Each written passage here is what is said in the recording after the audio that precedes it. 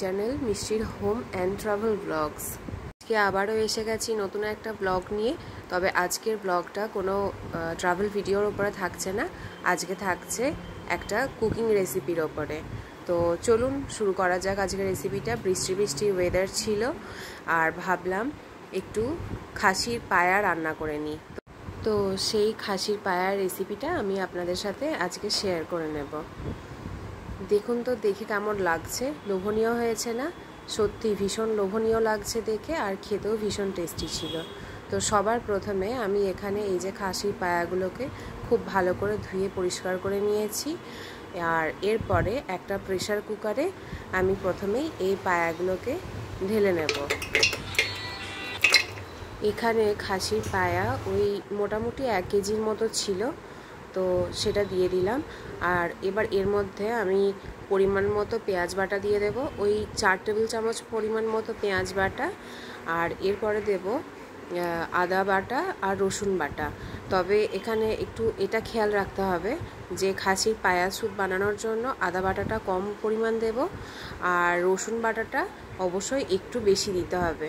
তো আমি এখানে আদা বাটাটা ওই হাফ চা চামচ মতো দিয়েছিলাম, আর এক চা চামচের থেকে সামান্য একটু বেশি পরিমাণ দিয়েছিলাম রসুন বাটা। এরপরে দিয়ে দিলাম হলুদ গুঁড়ো, নুন আর কাঁচা লঙ্কা। এবার মাংস রান্না করার জন্য যা যা কিছু মশলা লাগে সেগুলো দিয়ে দেব। তো এর মধ্যে দিয়ে দিচ্ছি জিরে গুঁড়ো, ধনে গুঁড়ো, লঙ্কা গুঁড়ো আর গোলমরিচ গুঁড়ো। এবার এখানে পরিমাণ মতো জল দিয়ে দিলাম। জলটা খুব বেশি দিলে চলবে না, তাহলে যখন প্রেসার কুকারে হুইসেল হবে তাহলে জলটা উপচে পড়ে যাবে। তো প্রথমে একটু জলটা কম করেই দিলাম। এরপরে অবশ্যই সর্ষের তেল দিলাম। আর সর্ষের তেলটা হচ্ছে মাংস রান্না করার জন্য যতটা 1 কেজি মাংস রান্না করার জন্য যতখানি তেল লাগবে ঠিক ততটা এই পায়া স্যুপ রান্না করার জন্য তেলটা দিয়ে দিলাম। এবারে হাই ফ্লেমে একটা হুইসেল হওয়া পর্যন্ত আমি অপেক্ষা করব। হুইসেল হয়ে গেলে তারপরে লো ফ্লেমে আমি এটাকে আধ ঘন্টা চোখ বন্ধ করে লো ফ্লেমে রান্না করব। তো আধ ঘন্টা পরে আমি এসে গেছি, আমাদের পায়া স্যুপ একদম রেডি।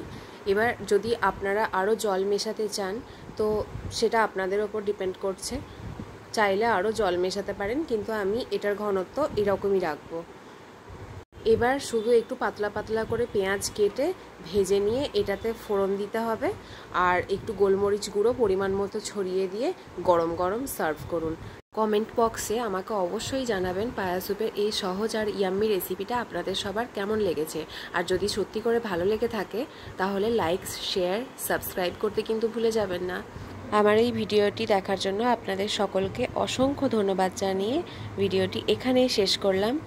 ইনশাআল্লাহ চলে আসবো পরবর্তী আবারও কোনো একটা নতুন ভিডিও নিয়ে।